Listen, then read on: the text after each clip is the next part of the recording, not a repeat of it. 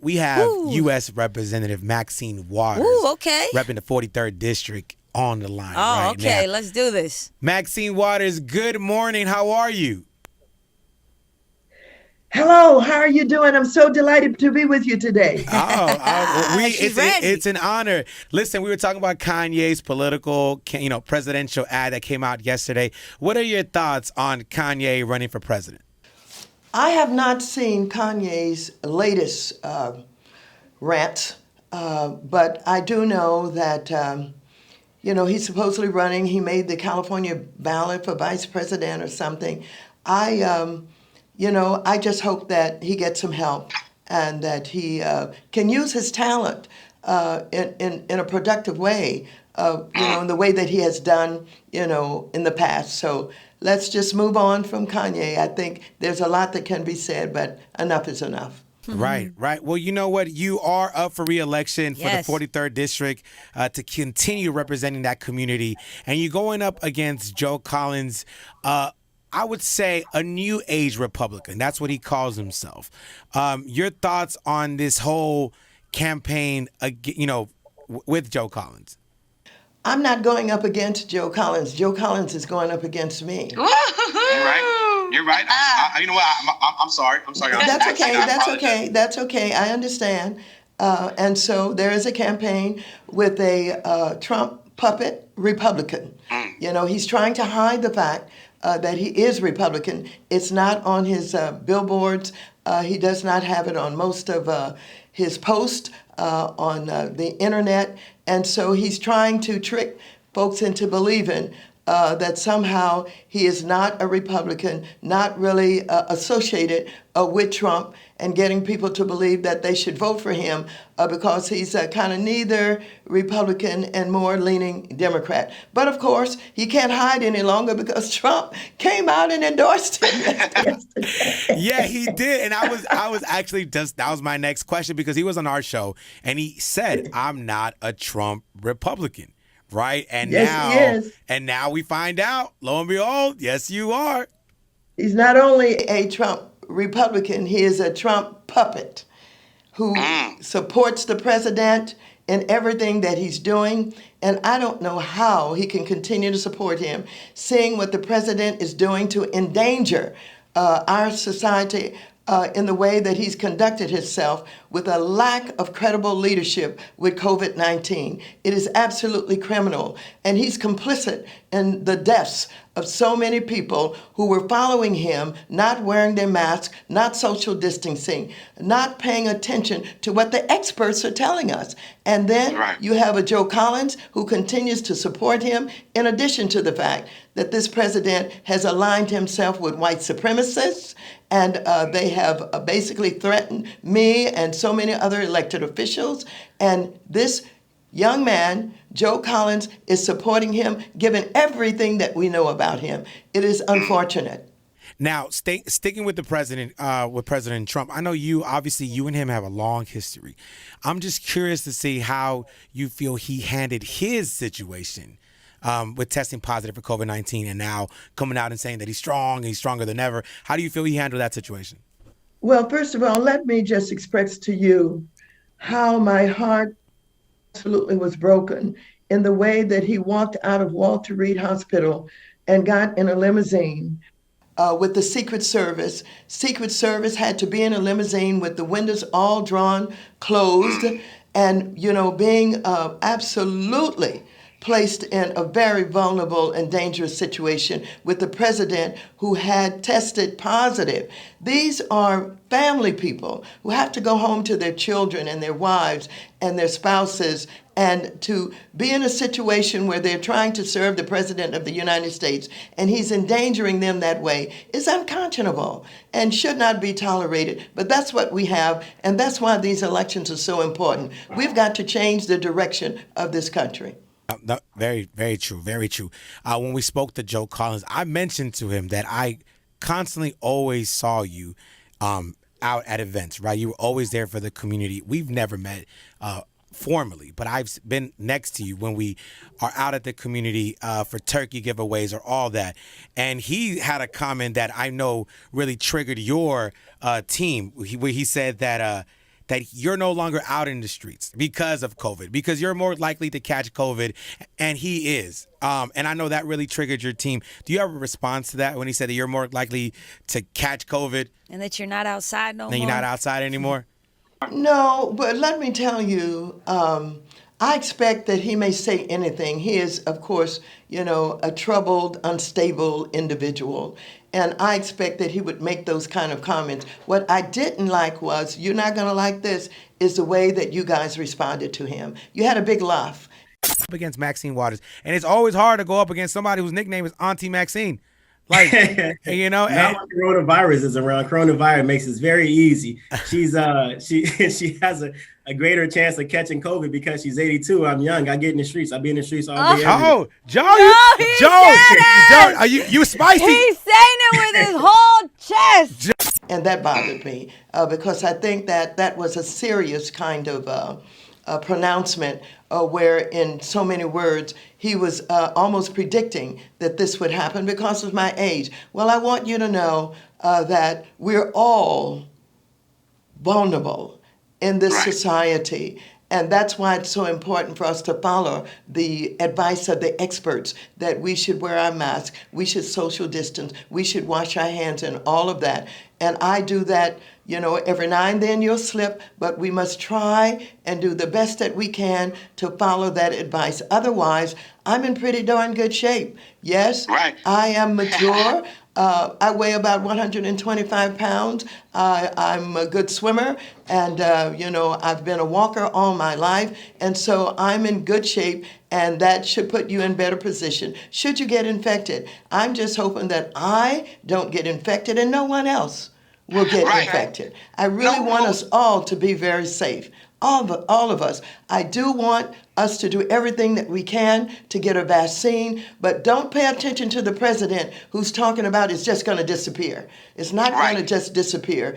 To the degree that we follow the advice of the experts, we will be able to get rid of this virus, but we have to be careful. And I want you guys to be careful too, because as you know, they say that young people are a little bit more lenient in the way that they conduct their lives, and they still party and all of that. I don't think all of that's true, but just be careful and be safe.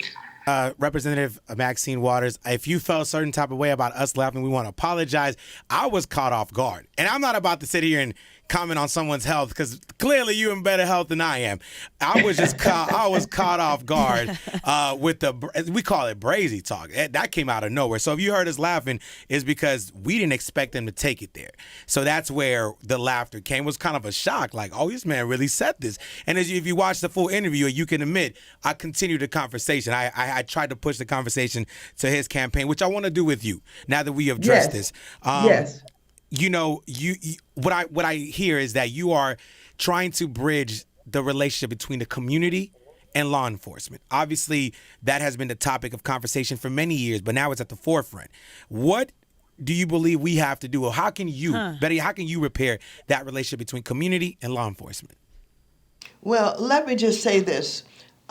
Certain communities have been targeted for many years, and those are basically African American and Latinx communities where young men in particular, and some young women also, are targeted because of the color of their skin, and they're stopped unnecessarily for minor traffic violations, et cetera, which causes a confrontation. And so we know in the greater Los Angeles area, this has been going on with many of our police chiefs.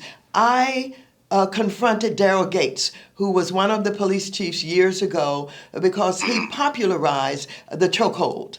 And I confronted him on that. And don't forget, he used the battering ram to knock down doors when we were trying to deal with the influx of crack cocaine in our communities. He was exacerbating the problems in the way that he was dealing with it. And so what we have to understand is this, that our local elected officials, the city council members and the mayors, are going to have to use their power to deal with these issues. People forget that the city council controls the budget of the police. They're the ones who decide whether or not they get raises, whether or not they can use overtime and make more money. They're the ones who talk about their retirement incomes. But the police unions have been so powerful, they have intimidated the city council members and oftentimes the mayors. And so when people are talking about what we do about the police, what we do about the way that they conduct themselves, they forget that you have, with that responsibility, people that you have elected to serve you as city council members, and people forget that they're in control of their budgets. They forget because too many of the members, again, have been intimidated by the police unions, and they don't do their job. And so I'm trying to educate folks that this is their responsibility.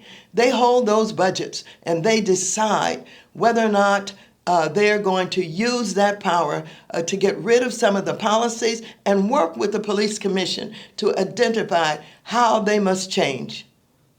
No, you hit it right on the head. People forget who controls the budget. I just know personally, anytime you're critical of law enforcement, you're viewed as, oh, you want to do away with it. It's like, no.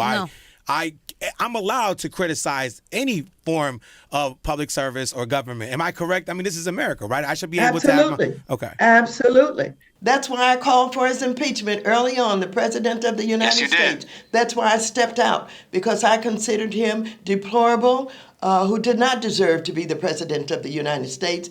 And I want to thank you for speaking out, because it takes courage, because too many people are intimidated by the police and afraid that they won't be considered, supporting the police. We support good police who are doing their job. They're supposed to protect and serve, but we do not support the police that acted in the way that we saw George Floyd act in Minneapolis, where he placed his knee on the neck of a man and killed him. We don't support that, and we don't want people treated that way, no matter who you are or whom you are.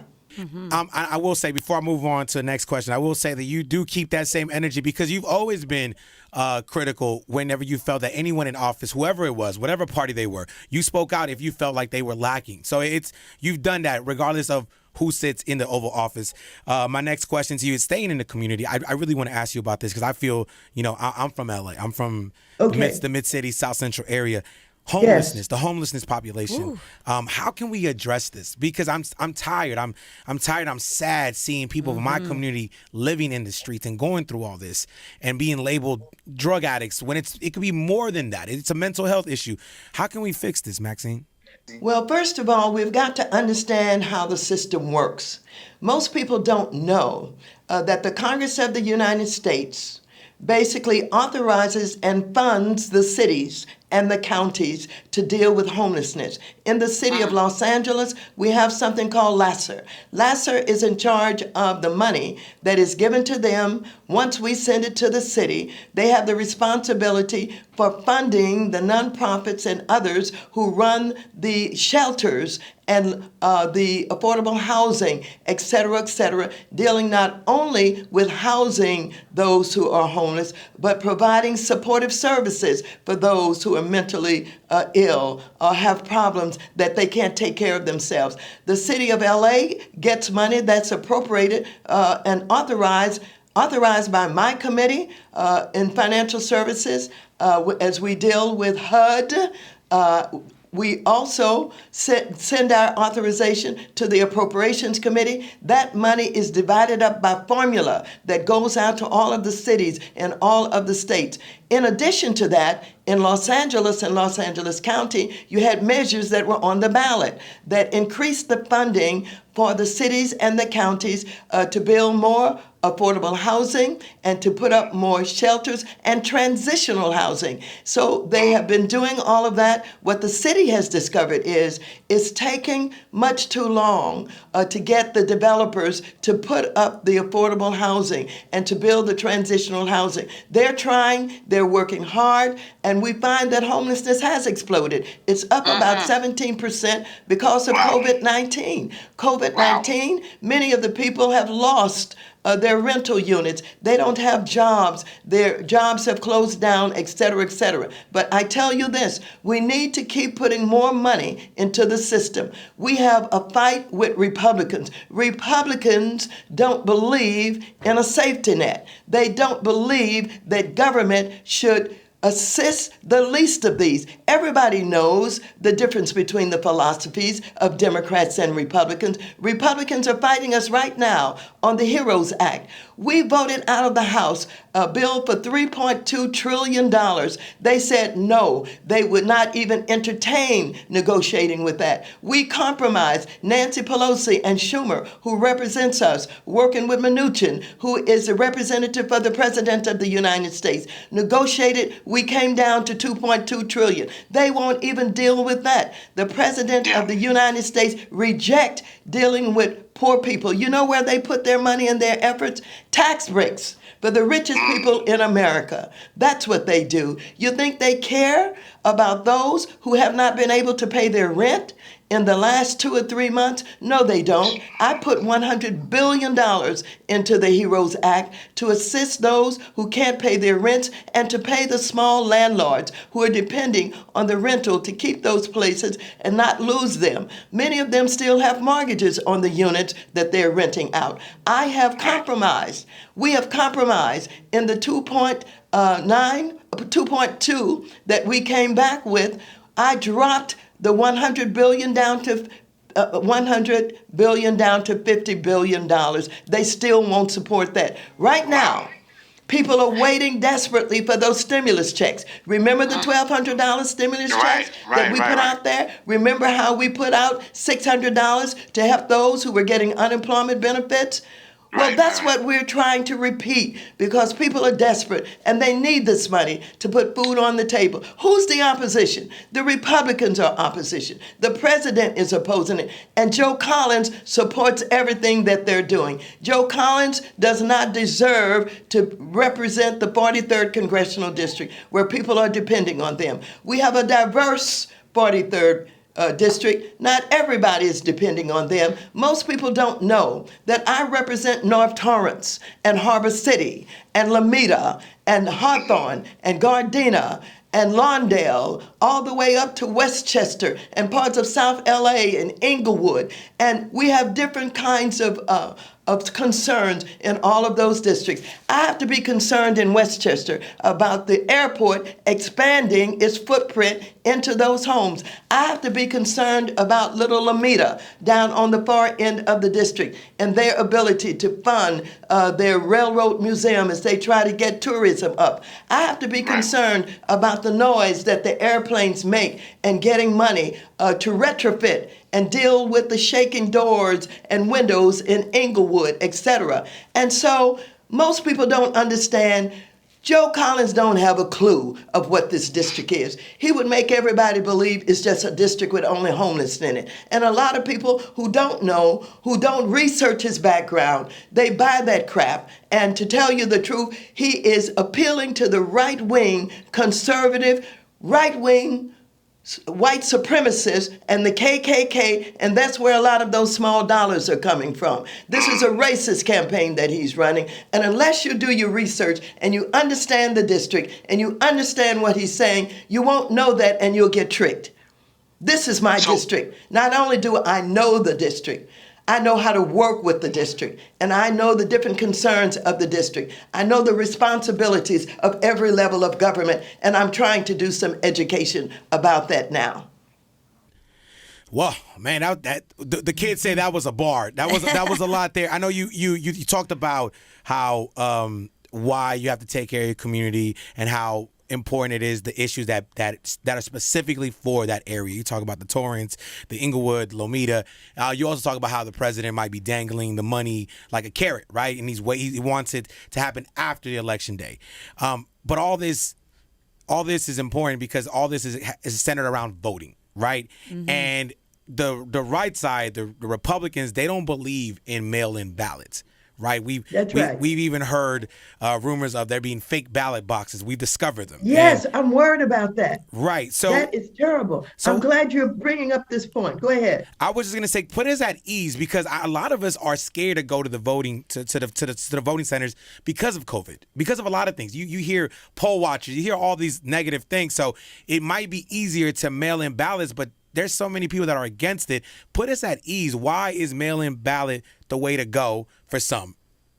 Well, let me talk about the different ways that people can vote. You're absolutely right. We have mail-in ballots, and for the state of California, every registered voter will get a ballot. And this is the first time that that is happening. In the past, you had to apply for a mail-in ballot. But now every registered voter will get it, and you do have the opportunity to mail your ballot in. Now, a lot of people are not accustomed to do that, and a lot of our seniors really like to get to the polls, particularly seniors who understand the history of our communities. When we couldn't vote, when we had, voter suppression that was so obvious. Now we have voter suppression that is not so obvious, but they like to go to the polls and say, I went to the polls and I cast my vote today. And many of them will still want to do that. Now, I would encourage people, mail your ballot in. Take it to the post office if you can. If you can't take it to the post office, give it to someone that you trust and take it in for you. We do have these drop boxes where you can drop it in, and if that drop box is identified with your sample ballot, go to that place. If it is not identified on your sample ballot, do not go to a drop box that is not identified on your sample ballot as a location to put it. The other thing is this: if you decide to go to the polls, we are absolutely encouraging and enforcing social distancing so that people who are standing in line are 6 feet apart, as the experts tell us we must do.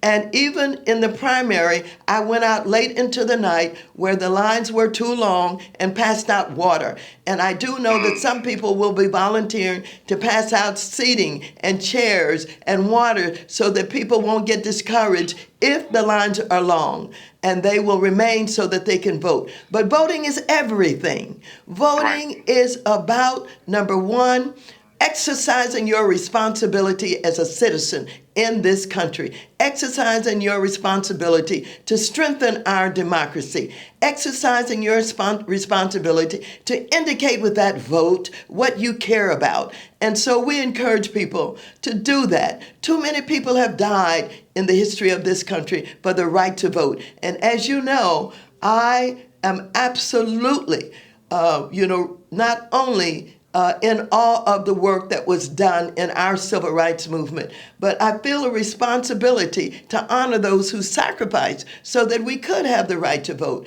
So I want everybody to vote, vote, vote. If we vote, vote, vote, I think we'll get the right incomes. I think people know that this president has defined himself, and he's defined himself in a way that should make everybody uneasy and absolutely afraid that the democracy is falling apart. I could tell you a lot about his relationship to Russia and to Putin and the oligarchs of Russia and why people should be afraid of that. We know a lot about how he's aligned himself with white supremacists and the division that he's causing, and what it looks like he is absolutely supporting a civil war when he says to the Proud Boys, stand back, however he said it, but be ready in so many words. And so I want to tell you, go and vote, everybody. This is so important. This may be the most important, the most consequential election of our times. Hands down. I thought it was 2008, but obviously now, like with the climate, now, and that's right. This probably is the most.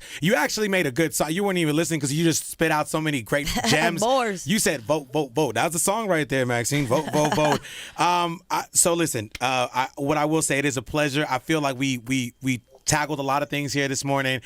You addressed us. I know you felt like we were being disrespectful when we interviewed Joe Collins, who is running against you. You ain't running against him. He's running against you. Yep. Let's get That's that. right. Let's get that straight. That's so right. Go out and vote.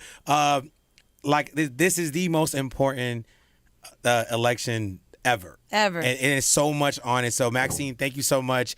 Once again, You're so welcome. You didn't ask me anything about the millennials who I'm so aligned with, but I'm going to close out by saying. Yeah, no, I was going to give you. I was going to say. No. I have confidence. I have faith. And I want to tell you, I'm going to leave you with this. Kendrick Lamar said everything's going to be all right. He did. Everything's going to be all right. Did. And that's what I want to leave you with. Hey. Yeah, I was going to say, before we head on out, is there anything you want to say? But you already said it. Thank you so much. Drop the mic. Auntie Maxine, like I said, I've been a fan for a very long time. We've done events together, and it's a pleasure to finally speak to you in a very formal setting. You have a great one. Go out there and vote. You heard it from Maxine Waters herself. Thank you so much. You have a great one. You're welcome.